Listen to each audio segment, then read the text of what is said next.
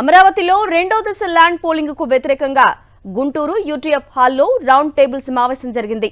ఈ సమావేశానికి మాజీ మంత్రి వడ్డే శోభనాధీశ్వరరావుతో పాటు పలువురు సామాజికవేత్తలు, ప్రజా సంఘాల నాయకులు, న్యాయవాదులు, అమరావతి ప్రాంత రైతులు హాజరయ్యారు. రాజధాని పేరుతో మొదట తీసుకున్న భూముల్లోనే కూటమి ప్రభుత్వం ఇలాంటి అభివృద్ధి చేయలేదని మండిపడ్డారు వక్తలు. మైక్రో ఇరిగేషన్ సిస్టంలో పంపిస్తే బంగారం పంటలు పండించగలిగినటువంటి గ్రామాలు ఉంటే ఇవాళ ఆ ఊరితో సహా మొత్తం రెండో పూలింగ్ అంటూ ఉన్నారు. అవసరమైనప్పుడు తీసుకో, తప్పులేదు దాన్ని. కానీ ఇక్కడ ప్రభుత్వం రెండవ దశలో చేయబోతా ఉంది. ఏంటి అని వాళ్ళే చెప్పేది ఏంటంటే ఒలింపిక్ గ్రేడ్ స్పోర్ట్స్ సిటీ అభివృద్ధి చేసి భవిష్యత్తులో ఒలింపిక్ క్రీడలు నిర్వహించే విధంగా అభివృద్ధి చెయ్యాలి అని సీఎం గారి యొక్క కోరిక అంటుంది. నిజమే, స్పోర్ట్స్ సిటీ రాజధానిలో 9 నగరాలు ఉన్న సంగతి అందరికీ తెలిసినదే కదా. ఆ 9 నగరాల్లో ఒకటి క్రీడా నగరం. 4150 ఎకరాలు దానికి కేటాయింపు ఉంది. ఆ స్పోర్ట్స్ సిటీ ఏరియాలో వచ్చే గ్రామాలు, ఆ గ్రామాల్లో రైతులు ఇచ్చిన భూములు, దాంట్లో నుంచి వాళ్ళకి ఇచ్చే ప్లాట్లు, అవి 1656 ఎకరాలు స్పోర్ట్స్ సిటీకి ఉంటుంది. ఉండగా ఇంకా 2000 ఎకరాలు 2500 ఎకరాలు ఎందుకు కావాలి అని అడుగుతా ఉన్నా. గత చేదు అనుభవాల నుంచి కూడా ముఖ్యమంత్రి గారు గుణపాఠం నేర్చుకోవటంలా. ఇప్పుడు మనం కొత్తగా ఇవన్నీ కట్టడానికి భూమి ఉండగా మళ్ళీ భూమి కావాలంటావు. అసలు ఎంత అవుతుంది? ఒలింపిక్ స్థాయిలో క్రీడలు నిర్వహించాలంటే 60,000 కోట్ల నుంచి 70,000 కోట్లు. అది చైనాలో నిర్వహించారు, జపాన్లో నిర్వహించారు. మీరందరూ ఎవరైనా ఇంటర్నెట్లోకి ఇస్తే తెలిసేటటువంటి ప్రాథమిక సత్యం అది. ఇవాళ మన ఆంధ్రప్రదేశ్ రాష్ట్రం ఉన్న పరిస్థితుల్లో మనం ఒలింపిక్ క్రీడలను నిర్వహించుకునేటటువంటి శక్తి సామర్థ్యాలు మన దగ్గర ఉన్నాయా? చెప్పండి. సాధారణమైన పౌరుడికి ఉన్నటువంటి లోక జ్ఞానం కూడా లేకుండా ఆ నారాయణ ఏదో చెప్పాడని అక్కడ విశాఖపట్నంలో ఋషికొండలో ఒక 500 కోట్లతో ఒక్క బిల్డింగ్ కట్టినటువంటి గొప్ప వ్యక్తి అతను. కన్నబాబు అనేటటువంటి ఆసామి పెట్టిన ప్రపోజల్స్ అన్నింటినీ చంద్రబాబు నాయుడు ఆయన ముందుకు తీసుకొచ్చి అది అమలు చేస్తానని అంటూ ఉంటుంది. ఎంతవరకు ధర్మం అని నేను అడుగుతా ఉన్నాను. ప్రజలు ప్రశ్నించాల్సినటువంటి సమయం వచ్చింది.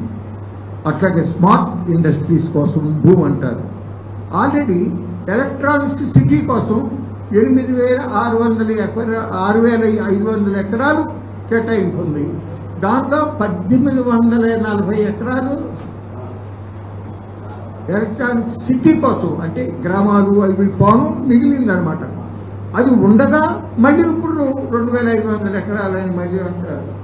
ఈ విధంగా అసలు ఆ భూమి విషయంలో ఏమాత్రము కూడా ఇది లేకుండా చేస్తూ ఉన్న పరిస్థితులు జరుగుతూ ఉన్నాయి. తన బాధ్యత అన్నప్పుడే తను నిర్వర్తించలా, అరువులో తర్వాత ఏమి నిర్వర్తిస్తుంది? సో మొత్తం వాళ్ళ డిబేట్ని గ్రామ సభలో ఎట్లా తిప్పుతున్నారు?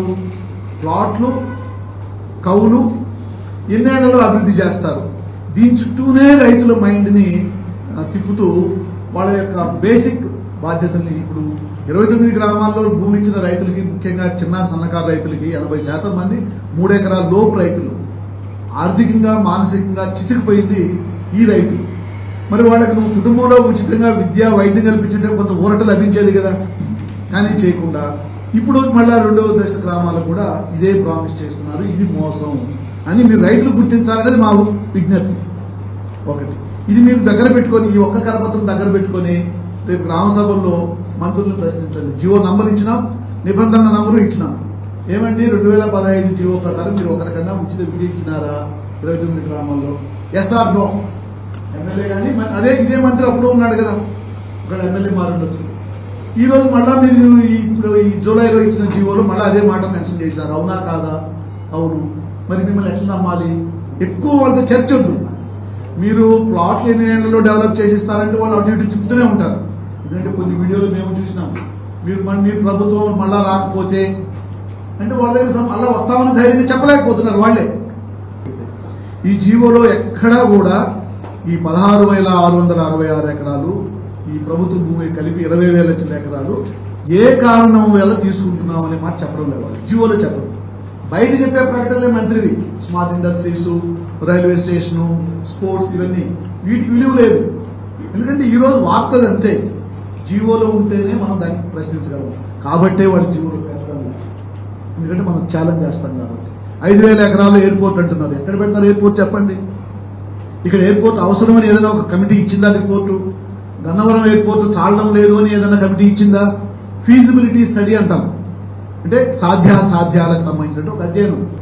ఇది ఏవీ చెప్పకుండా, కారణం చెప్పకుండా బరి తెగించి రైతుల మీద పడి వాళ్ళ యొక్క అధికారాన్ని, పలుకుబడిని, పోలీసు వ్యవస్థను, రెవెన్యూ వ్యవస్థను రైతుల మీదకి వదిలి రైతులు ఏదో ఒక రూపంలో ఒక అభద్రతకు, భయానికి గురి చేసి ముందు భూములు లాక్కొని చేతిలో పెట్టుకుంటే తర్వాత మా ఇష్టం చేసుకుందామనే ధోరణి తప్ప, రాజధాని అని కానీ, ఇది ఏదో అభివృద్ధి అని కానీ, ఇవన్నీ కూడా వాళ్ళు చెప్పేటన్ని పూటపు మాటలే. ఇది మీరు దృష్టిలో పెట్టుకోండి.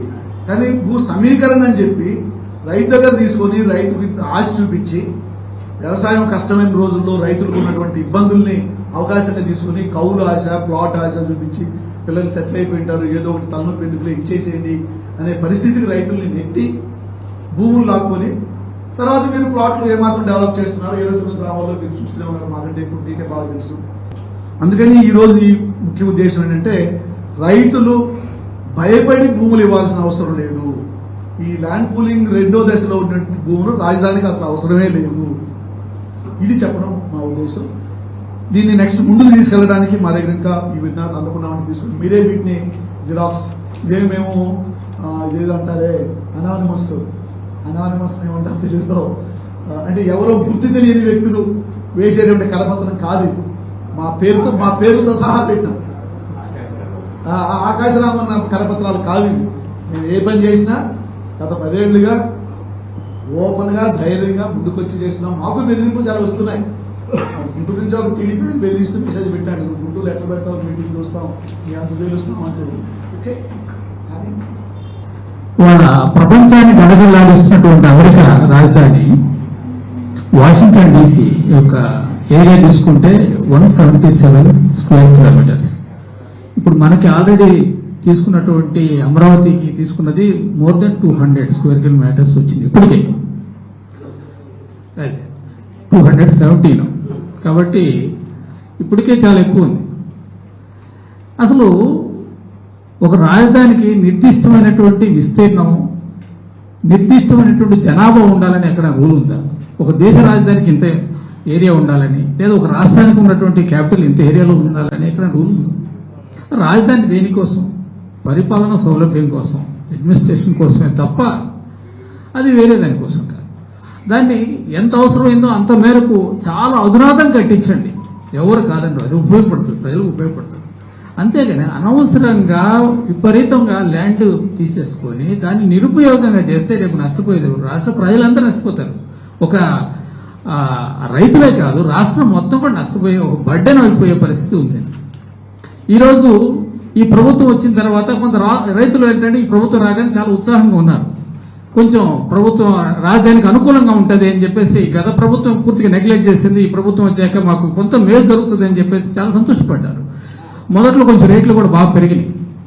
అటువంటిది ఒక అనాలోచితమైనటువంటి ఈ నిర్ణయంతో ఎప్పుడైతే 2వ దశ పూలింగ్ అని చెప్పేసి అన్నారో మొత్తం రేట్లు పడిపోయి ఇవాళ కొనే పరిస్థితి లేకుండా రైతులు నష్టపోయే పరిస్థితి వచ్చింది. కాబట్టి ఈరోజు నేను ఈ ప్రభుత్వాన్ని ఏం డిమాండ్ చేస్తున్నానంటే, ఎవరైతే రైతులు స్వచ్ఛందంగా ఈ రాష్ట్రం రాజధాని కోసం వాళ్ళ భూములు త్యాగం చేశారో వాళ్ళకి ప్రతి ఎకరానికి మరొక 500 గజాలు మీరు ఇస్తే గానీ వాళ్ళకి నష్టం కూడదు. కాబట్టి ఇప్పుడు ఈ ఇచ్చినటువంటి రైతులందరికీ కూడా రాష్ట్రం, ఈ ప్రభుత్వం ఒక 500 గజాలు, ప్రతి ఎకరానికి 500 గజాల చొప్పున ఇవ్వాలని చెప్పేసి ఈ సందర్భంగా నేను డిమాండ్ చేస్తున్నాను. అంతేకాకుండా ఇవాళ 10 సంవత్సరాలు ఎంతో కాలం వీళ్ళు కౌలిస్తారు, ఆ తర్వాత పరిస్థితి ఏంటి? వీళ్ళకి స్వయం ఉపాధి పథకాలు ఏదైనా నేర్పిస్తున్నారా? ఏదైనా ఇండస్ట్రీస్ కానీ ఏదైనా పెట్టుకోవటం కానీ, ఏదైనా వ్యాపారాలు కానీ దాన్ని ప్రోత్సహించడం కానీ, వ్యాపారం ఇప్పుడు వ్యవసాయం పోయినాక ఏదో విధంగా జీవించాలి. మనం జీవించాలంటే ఎట్లా జీవించాలి అంటే కౌలిచ్చినంతకాలం ఓకే, ఆ తర్వాత పరిస్థితి ఏంటి అంటే మనకున్న ఆస్తిని అమ్ముకోవటం తప్ప వేరే మార్గం లేని పరిస్థితిలోకి వెళ్ళిపోతున్నాం. ఆస్తిని అమ్ముకోవాలంటే ఇంకోటి ఏంటంటే ఇవాళ రాజధానిలో ఆ ప్లాట్ మొత్తాన్ని అమ్ముకోవాల్సిందే. 100 గజాలు 200 గజాలు అమ్ముకుంటానికి కుదరదు. ఎంత ఉందో మొత్తం అమ్ముకోవాల్సిందే. దాన్ని విడగొట్టు కూడా అమ్ముకునే పరిస్థితి ఉండదు. కాబట్టి అనేక సమస్యలు ఉన్నాయి. ఇవాళ అక్కడ స్థలాలు కొన్న వ్యక్తులందరూ కూడా లాభాల కోసం కొన్నవాళ్లే తప్ప, మా డాక్టర్లు కూడా చాలా మంది కొన్నారు. అందరూ కూడా ఏంటంటే రేట్లు పెరుగుతాయి, లాభాలు వస్తాయనే ఉద్దేశంతో కొన్నవాళ్ళు తప్ప అక్కడికి వెళ్ళి ఇల్లు కడతామనో హాస్పిటల్ కడతామని కొన్నవాళ్ళు ఎవరు లేరు. ఎప్పటికప్పుడు రేట్లు ఎట్లా ఉందని రోజు మార్కెట్ రేట్లు చూసుకొని తృప్తి పడేవాళ్ళే తప్ప అక్కడికి వెళ్ళి ఇల్లు కట్టే పరిస్థితి లేదు. ఏడాదికి 3 పంటలు పండే భూముల్లో కాంక్రీటు పోసి వ్యవసాయానికి పనికి రాకుండా చేశారని ఆగ్రహం వ్యక్తం చేశారు. 2వ విడత భూసేకరణకు రైతులు సిద్ధంగా లేరని స్పష్టం చేశారు. రాజధాని పేరుతో రైతుల నుంచి అడ్డగోలుగా భూములు లాక్కుని వ్యాపారం చేస్తున్నారని విమర్శించారు. మా ఊరు వచ్చి గ్రామ సభ పెట్టి మీరు పొలాలు ఇవ్వండి అని అడగడానికి ఇంతవరకు ఏ మంత్రికి ధైర్యం లేదు. మంత్రి కానీ, ఎమ్మెల్యే గారు కానీ, ఎంపీ గారు కానీ ఒక్కరైనా కానీ వచ్చి పొలం అడగడానికి ధైర్యపడాల. ఒకరికొకరు చెప్పుకుంటున్నారు. ముఖ్యమంత్రి గారు ఏమన్నా 3 మెన్ కమిటీ అని చెప్పి పెమ్మసాని చంద్రశేఖర్ ఎమ్మెల్యేగా, ఎంపీ గారిని కేంద్ర మంత్రి, పోతే నారాయణ గారు మున్సిపల్ శాఖ మంత్రి, వీళ్ళు కాకుండా లోకల్ ఎమ్మెల్యే శ్రావణ్ కుమార్, వీళ్ళు ముగ్గురిని పోయి మాట్లాడండి అంటే ఆ ఊరు మేము బాగుండి నారాయణ గారిని మా ఊర్లో ఇంతకుముందు అన్ని ఊళ్ళు తిరుగుతున్నప్పుడు నారాయణ గారు ఈ గ్రామ సభలు పెట్టి తిరుగుతూ ఉన్నాడు ప్రతి ఊరు. ఆ వెళ్ళే టైంలో మా ఊర్లో సోషల్ మీడియాలో ఇట్లా విలేకరులు వచ్చి మీ అభిప్రాయాలు చెప్పండి అంటే రైతులు వాడేవాడే నారాయణ గారు మా ఊరు వచ్చి పొలాలు ఆడడానికి, మా పొలాలు మేము ఎట్టిస్తాము, వాడు ఎట్టబడితే అట్ట తీసుకుంటున్నాడు, మాట్లాడుతున్నాడు, వాడు 10 సంవత్సరాలు వాడు తీసుకొని ఇంతవరకు గతి లేదు, వాడు అప్పుడు ఇచ్చిన ప్యాకేజీ ఇప్పుడు కూడా ఇస్తా అంటున్నాడు అని చెప్పి వాడు వీడు అని చెప్పి రైతుల భాషలో రైతులు మాట్లాడారు. ఇవన్నీ చూసుకొని నారాయణ అమ్మ అసలు ఆ ఊరినే పాను, ఆ ఊరు పోతే కొట్టేటట్టుగా ఉన్నారు అని చెప్పి గట్టిగానే మాట్లాడుతా ఉన్నాడు. పేపర్లో ప్రకటన అయితే వచ్చింది కానీ పేదపల్లి గ్రామం కూడా ఉందని మా ఊరైతే రాలేదు. వస్తే వ్యతిరేకించడానికి గ్రామం అంతా సిద్ధంగానే ఉన్నారు. కాకపోతే కొద్దిమంది ఇప్పుడు పెద్దలు చెప్పినట్టుగా పైన తీగల కింద ఉండేవాళ్ళు, కౌలు తీసుకొని ఉండేవాళ్ళు, లేకపోతే సౌడి పొలాలు అయ్యి ఉండేవాళ్ళు, ఎకరం వాళ్ళు కౌలు పెద్దగా రావట్లేదు, వాళ్ళు 30,000 కౌలు ఇస్తా ఉంటున్నారు అని ఆశపడి కొద్దిమంది ఇస్తానికి సిద్ధంగా ఉంటే ఉండొచ్చాం. కానీ పెద్దగా రైతు వారీగా ఎవరు కూడా ఇష్టపడటానికి ఇష్టంగా లేరు. మా ఊరి పరిస్థితి అది.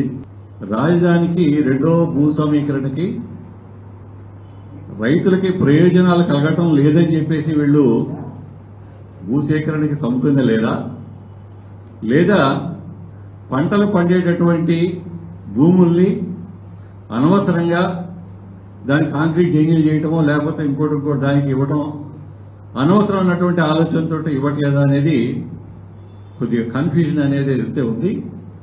ఇక్కడ నిర్వాహకులందరం కూడా మనం రైతులకి కలగజేయాల్సినటువంటి అవేర్నెస్ ఏంటి అంటే రాజధానికి భూములు ఫర్దర్గా అవసరం లేదు. ఒకవేళ ప్రభుత్వానికి క్లియర్గా 2వ భూ సమీకరణకి వెళ్తూ ఉన్నప్పుడు మీరు దేనికోసం చేయదలుచుకున్నారు, మీ యొక్క ఆలోచనలు ఏంటి అనేది నిర్దిష్టంగా ప్రకటించిన తర్వాత మాత్రమే అవసరమా లేదనేది రైతులు డిసైడ్ చేసుకుంటారు. అక్కడ అదేమీ లేకుండా అంతా డార్క్నెస్ లో పెట్టి, నాకు ఇప్పుడు దాకా అర్థం కాలేదు ఎందుకు ప్రభుత్వం డార్క్నెస్ లో పెడుతుందని ఇందా పెద్దలు చెప్పారు, కోర్టుకు వెళ్తామన్నటువంటి భయంతో. అటువంటి పరిస్థితి లేకుండా ప్రభుత్వం క్లియర్ కట్ గా తన యొక్క ప్రాధాన్యత ఏంటి, తీసుకోబోయే భూముల్ని ఏం చేస్తాము, ఎలా చేస్తాము దాన్ని క్లియర్ గా చెప్పినట్టయితే అప్పుడు నిర్ణయించుకుందామనేది నా యొక్క భావన. గతంలో గత 5 సంవత్సరాలుగా 2019 నుంచి 2024 దాకా 5 సంవత్సరాలు రైతుల యొక్క హక్కుల పరిరక్షణ కోసం, భూములు ఇచ్చినట్టు రైతులు నష్టపోకుండా ఉండటం కోసం మరి రాష్ట్రంలో ఉన్నటువంటి పెద్దలందరూ, వేదిక మీద ఉన్నటువంటి పెద్దలు కూడా ఈరోజు ఏదైతే 2వ భూ సమీకరణకి వ్యతిరేకంగా అంటున్నటువంటి వాళ్ళందరూ కూడా 2019-24లో రైతులకి అన్యాయం జరిగితే భూములు ఇచ్చినటువంటి రైతులకు మద్దతుగా నిలబడి పోరాటం చేసినటువంటి వాళ్ళు వీళ్ళందరూ కూడా. అంటే అమరావతి రాజధానికి వ్యతిరేకించేటటువంటి వాళ్ళం కాదు, అమరావతి రాజధాని ఉండాలని కోరుకుంటున్నాం. అలాగే ఆ పేరుతోటి అక్కడ భూ దోపిడీ చేస్తే మాత్రం చూస్తూ ఊరుకోదు సమాజం అన్నటువంటి విషయాన్ని కూడా ఈ సందర్భంగా మీకు తెలియజేస్తున్నాను. ఒకటే అడగండి, మీకు మెడికల్ కాలేజీల ప్రైవేటీకరణ తెలుసు కదా, టెండర్లు వేయడానికి ఒక్కరు ముందుకు రాలా, వ్యాపారస్తులు ఒకవేళ పూర్తిగా లాస్ అయిపోయినా ఐపీ పెట్టేస్తారు, ఏ దిగులు లేదు. మరి వాళ్లే టెండర్లు ఎందుకు ఇట్లా అంటే ఫ్యూచర్ ఆలోచించుకుని ఏమన్నా ఇబ్బంది వస్తే నష్టపోతామేమోనని వ్యాపారులు ఆలోచించినంత తెలివిగా రైతులు ఆలోచించలేకపోతున్నారా? రేపటి రోజు తేడా పడితే ఈ 33,000 ఎకరాలు ఎప్పుడు డెవలప్ చేస్తారు, 40,000 ఎకరాలు ఎప్పుడు డెవలప్ చేస్తారు? పోతే పోతారులే, రైతులు ఐపీలు పెట్టడానికి లేదు కదా. అందుకని అసహాయుల్లాగా నిస్సహాయుల్లాగా రైతుల్నే మోసం చేయాలనుకుంటున్నారా? ఉట్టికెక్కలేనమ్మా ఆకాశానికి ఎక్కుతుందా అంటారు. 33,000 ఎకరాలు డెవలప్ చేయండి sir. Google data centre Vizag ఎందుకు వెళ్తుంది, అమరావతికి ఎందుకు రాదు? ఏదో కంపెనీ వస్తానే కదా. అరే మొన్న మధ్య ఎప్పుడో బందోబస్తుకి వెళ్ళినప్పుడు ఒక కానిస్టేబుల్ పాము కలిసి చనిపోయాడు. పాము కరవంగానే వెంటనే చనిపోరు కదా, దగ్గరలో ఉండే హాస్పిటల్కి అడ్మిట్ చేస్తే బతికేస్తారు. కానీ ఎక్కడ కరిచింది? తుళ్ళూరు పరిసర ప్రాంతాల్లో ఎక్కడో అవతల ఎక్కడో కరిసేసింది. మరి ఎక్కడున్నాయి హాస్పిటల్స్? ఒకటి గుంటూరు రావాలి, లేకపోతే విజయవాడ మణిపాల్కి రావాలి. అక్కడి నుంచి ఎంత దూరం? కంపెనీలు పెట్టేస్తాం, రియల్ ఎస్టేట్ చేసేస్తాం అంటే వచ్చే ప్రతి ఒక్కడు ఫెసిలిటీస్ చూసుకుంటాడండి. ఉద్యోగం ఎక్కడైనా చేస్తాడు, ఊరవతలైనా సరే. ఇల్లు ఎక్కడ ఉండాలనుకుంటాడు? సెక్యూర్ ప్లేస్ లో ఉండాలనుకుంటారు. ఆ సెక్యూర్ ప్రిన్సెస్ మీరు కల్పిస్తున్నారా? ఈ రోజు హైకోర్టు భవనానికి దగ్గరలో ఒక్క హోటల్ లేదు, ఒక్క కాటేజెస్ లేదు. మాకు ఢిల్లీ నుంచి హైదరాబాద్ నుంచి వచ్చిన సీనియర్ కు 2:30కి మ్యాటర్ ఉంటుంది, అతను 10:30కే వస్తాడు. ఈ లోపు అతను రెస్ట్ తీసుకోవాలి. ఎక్కడ కూర్చోబెడతాం? ఎక్కడా లేదు. ఇదేం రాజధాని అమ్మా, ఇదేం రాజధాని? ఒక హోటల్ లేదు, ఒక 5 స్టార్ హోటల్ లేదంటే సార్ తాడేపల్లిలో ఉంటుంది సార్. అక్కడి దాకా ఎవరు పోతారు? హైకోర్టుకి ఎదురుగా ఏముండవా? ఆ కట్టడానికి లేదు సార్. అవన్నీ గవర్నమెంట్ భూములు. ఎవరన్నా ప్రైవేట్ భూములు ఉంటే దళారులు డేర్ చేస్తారు. ప్రభుత్వ భూములు కట్టాలంటే రూపాయికి ఇచ్చేస్తాం, పావలాకి ఇచ్చేస్తాం అనే వాళ్ళు ఉంటారు. పావలాకి రూపాయలకి ఎవరికి ఇస్తారు? ఫార్చ్యూన్ కంపెనీలకి ఇస్తారు, మనలాంటి వాళ్ళకి ఎవరు. మరి ఎప్పటికి డెవలప్ అవుతుంది? అత్యంత దేశంలోనే అత్యంత సారవంతమైన నేలలు ఉన్నటువంటి ప్రాంతం. అంటే మిగతా ప్రాంతాలు ఉన్నాయి, అయితే ఇట్లాంటి అత్యంత సారవంతమైన భూములని కాపాడుకోవడం అనేది ఒక దేశానికే అవసరం. అది ఇంతకుముందు శివరామకృష్ణ కమిషన్ చెప్పినటువంటి దాన్ని కూడా పట్టించుకోకుండా ఇట్లాంటి సారవంతమైన భూముల్ని చేపట్టడం, ఈ రాజధాని చేపట్టడం అనేది అప్పట్లో మేము కూడా అంగీకరించలేదు. మా పార్టీ సోషలిస్ట్ యూనిటీ సెంటర్ అంగీకరించలేదు. అయినా ఇప్పుడు అది నిర్ణయించినారు, కొంత జరిగిపోయింది. ఇది ముందు కొనసాగించడం దానికి తప్పని పరిస్థితి అనేది ఏర్పడింది. అట్లాంటిది ఇప్పటికే ఇంత భారీ స్థాయిలో వేలాది ఎకరాలని ఇప్పటికే సేకరించి ఉన్నటువంటి దాంట్లోనే ఇప్పటికే రైతులకు కానీ లేకపోతే ఏ రకమైన కన్స్ట్రక్షన్స్ కానీ ఇప్పటికి కూడా ఏమాత్రం పురోగతి లేకుండా ఉండేటువంటి పరిస్థితిలో మరీ ఇంకా 40,000 ఎకరాలు తీసుకోవడం అనేది అది ఏమాత్రము సరైనటువంటి ఆలోచన చర్య కాదు. ఇట్లాంటి విషయాలని విరమించుకోవాలనే మా పార్టీ డిమాండ్ చేస్తుంది. ఇప్పటికే ఇచ్చినటువంటి రైతులకు ఏమాత్రం న్యాయం జరగలేదు. అది ఎప్పుడుకి అభివృద్ధి అవుతుందో ఏమవుతుందో అనేది ఇంతవరకు లేదు. ఎక్కువ భ్రమలతో కూడినటువంటి ఒక చిత్రాన్ని క్రియేట్ చేస్తున్నారా కానీ ఒక ఊహా చిత్రాన్ని నిజానికి అది భవిష్యత్తులో ఎలా ఉంటుంది అనే దానికి ఒక ఖచ్చితమైనటువంటి ప్రక్రియ అనేది ఏమీ లేదు. కాబట్టి ఇట్లాంటి పరిస్థితుల్లో ఎలా న్యాయం జరుగుతుంది? రాజధాని అనేది రాజధాని అవసరమే. దాన్ని పాలనాపరంగా ఏ రకంగా అవసరము అనేటువంటి దాన్ని నిర్మించాల్సినటువంటిది. అట్లాంటి చర్యలు ఏమి లేకుండా ఇది మొత్తం ఒక బిజినెస్ వ్యవహారంగా చేసేయడం అనేది ఒక ప్రభుత్వం చెప్పుకునేటువంటిది చేయదగింది కాదు. కాబట్టి ఇది ఒక వ్యాపారం కాదు, ప్రజల ప్రయోజనం దృష్టి ఆలోచించాలి. అది ఏ ప్రభుత్వమైనా కూడా సరే ప్రజలకు రాజధాని అవసరం, పాలనకు రాజధాని అవసరం. దానికి ఎంత అవసరమో అంత భూసేకరణ చేసి ప్రధానమైనటువంటి బిల్డింగ్స్ కట్టడము, ప్రధానమైన పాలనా కార్యాలయాలు కట్టడం, ఇట్లాంటివి చేపడుతుంది. కానీ ఒక ప్రజా ప్రభుత్వం అయినట్టయితే ఇట్లా కాకుండా ఇదంతా ఒక పెద్ద వ్యవహారంగా చేసి కొద్దిమంది లాభాల యొక్క ప్రయోజనాల కొరకు చేపట్టేటువంటి చర్యలు కానీ విధానాలు కానీ రాష్ట్రానికి, రాష్ట్ర ప్రజలకి, రైతులకు కానీ ఎవరికి కానీ అది సహకరించేది కాదు, ఉపయోగం కలిగించేది కాదు. నిర్మాణమే లేని రాజధానిలో 5,000 ఎకరాల్లో ఎయిర్పోర్ట్, 1,500 ఎకరాల్లో రైల్వే స్టేషన్ అంటూ సీఎం చంద్రబాబు, మంత్రి నారాయణ భ్రమలు కల్పిస్తున్నారని విమర్శించారు. 2వ విడత ల్యాండ్ పూలింగ్ చేయాలనే ప్రభుత్వ నిర్ణయాన్ని రౌండ్ టేబుల్ సమావేశంలో పాల్గొన్న ప్రముఖులు వ్యతిరేకించారు. మన రాష్ట్రంలో ఇటీవల వ్యవసాయ శాఖ మంత్రి ఇచ్చిన నివేదిక పార్లమెంట్ ఇచ్చారు. ఒక్కొక్క వ్యవసాయ కుటుంబానికి ఉన్న అప్పు ఆంధ్రప్రదేశ్లో 2,50,000. అది జాతీయ యావరేజ్ వచ్చి 70,000. మన రాష్ట్రానికి ఉన్న 14-15 లక్షల అప్పు ఒక్కొక్క కుటుంబానికి వేస్తే 3 లక్షలు. కేంద్ర ప్రభుత్వం అప్పులు రాష్ట్రంలో ఒక్కొక్క కుటుంబానికి వేస్తే 1,50,000, 3 లక్షన్నర, 4.5, 2.5, 7 లక్షల రూపాయలు ఒక్కొక్క కుటుంబానికి అప్పు ఉంది ఇప్పుడు ఆంధ్ర రాష్ట్రంలో. ఇవన్నీ మానేసి సాగునీటి ప్రాజెక్టులు అసలు వాటి గురించి ప్రస్తావించే ప్రసక్తే లేదు. వెలిగొండ ప్రాజెక్టు స్వయాన ఇదే ముఖ్యమంత్రి గారు 2 సార్లు శంకుస్థాపన చేశారు. జూన్ నాటికి, జూలై నాటికి నీళ్ళు ఇస్తానంటున్నారు. దానికి 4,000 కోట్లు కావాలి. బట్ ఇప్పటి వరకు కేటాయించింది ఈ బడ్జెట్ నాకు తెలిసి ఒక 500 కోట్లు. అదేవిధంగా నకిలీ విత్తనాల గురించి మాట్లాడలేదు, కల్తీ విత్తనాల గురించి మాట్లాడలేదు, సాగునీటి ప్రాజెక్టుల గురించి లేదు, 18 పంటలకు గిట్టుబాటు ధర లేనే లేదు, డాక్టర్ స్వామినాథన్ కమిటీ సిఫార్సుల గురించి ఊసేలేదు. రాష్ట్రంలో 60% వ్యవసాయ నేపథ్యం ఉన్నటువంటి రాష్ట్రంలో మన వ్యవసాయం నాకు తెలిసి దీని స్థూల ఆదాయం నాకు తెలిసి 13-14% ఉంది. వీటి మీద దృష్టి సారించాలి. కానీ ఈ భూ పంజారాలు కావచ్చు, ఇదేదైనా కానీ ఇది రియల్ ఎస్టేట్ వ్యాపారం ఆపి రైతు సంక్షేమం కొరకు రైతు దేశానికి వెన్నెముక, ఆ దిశగా ప్రభుత్వం ఆలోచించి ఈ వ్యవసాయ రంగానికి చేయూతనివ్వాలని కోరుకుంటున్నాం. మీ గ్రీన్ జోన్ చేస్తే మా పరిస్థితి ఏంటండి అన్నారు. అప్పుడు నేను వాళ్ళకి ఒకటే చెప్పాను, ఏమండి మీరు ఫస్ట్ టైం 2015లో ల్యాండ్ పూలింగ్ ఇచ్చారు. యాక్చువల్ గా ఇప్పుడు 2వ విడత అంటున్నాం కదండి, ఇదే 2015లో ఆ 29 గ్రామాల్లో ఇది మొదటి విడత భూ సమీకరణ అని ఉంటే ఒక్కళ్ళు కూడా ఇచ్చేవాళ్ళు కాదండి. అప్పుడు అనుకున్నారు మనకి రాజధాని వస్తుంది కాబట్టి మనకి ఇచ్చేసారు వాళ్ళు. అప్పుడు కనుక అది అసలు మొదటి విడత అనే పేరు ఇప్పుడు ఎందుకు వస్తుంది, 2వ విడత కూడా మొదలు పెట్టారు కాబట్టి ల్యాండ్ పూలింగ్ అనేది ఒకటే వన్స్ ఫర్ ఆల్. ఒక రాజధాని కోసం ల్యాండ్ పూలింగ్ చేశారు.